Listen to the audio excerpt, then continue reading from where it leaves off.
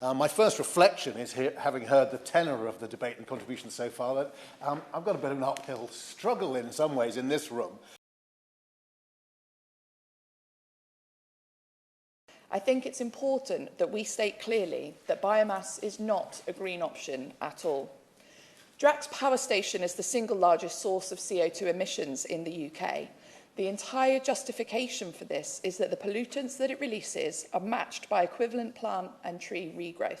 But replenishing burnt trees and forests takes many years, even decades. To have an operating assumption that these are replaced as they are destroyed is a false accounting trick.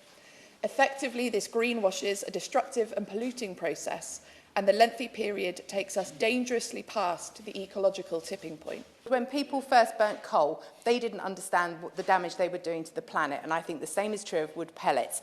I actually think the government is at the point where it is going to listen. I hope that's the case, Mr. Gray, because if they don't, it makes a mockery of all that we are doing, not only on climate change, but also on biodiversity. Drax says that its responsible sourcing policy means that it avoids damage or disturbance to primary and old-growth forest.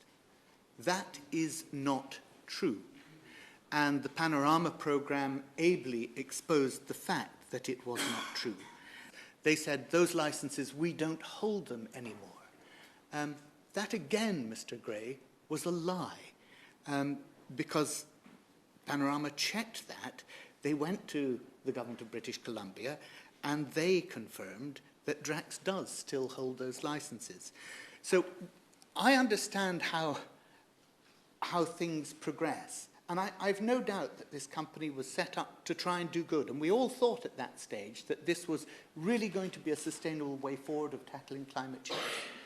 But they have got further and further into the reality that is simply leading them now to lie to the public.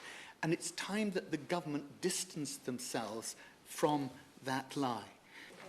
From a financial perspective, the government cannot justify subsidising biomass with public money when it could instead be used to increase the generation of offshore wind.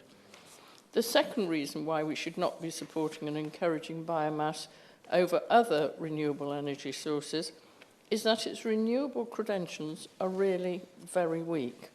Like fracking, bioenergy production can also be harmful to local communities. The company that runs Drax Power Station recently paid up to $3.2 million to settle air pollution claims against the wood pellet factories in the US. Residents in Gloucester have spoken of their health declining since Drax began operations in the town in 2014. Health issues range from breathing difficulties, dizzy spells, rashes, nosebleeds, occasional burning sensation, and irritated eyes when standing outdoors.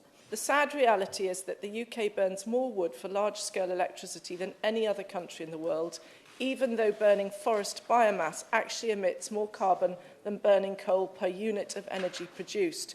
Forests and ecosystems across the globe, including protected nature reserves, are being harmed by our demand for wood pellets, and this is devastating for our planet and runs counter to our commitments on nature and biodiversity.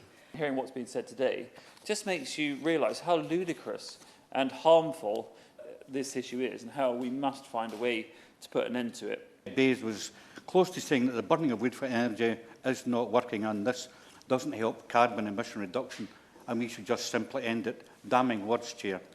Lord Goldsmith conceded that there were real problems with ensuring the sustainability of the trees being chopped down around the world. It was for this reason that in January the Climate Change Committee told Parliament that the vast majority of trees should be homegrown, not imported on diesel-belching freighters from across the Atlantic. But the question is, how many of the 27 million trees burnt by the Drax Power Station last year were actually homegrown? It was not the vast majority. It was not even a tiny fraction. It was zero.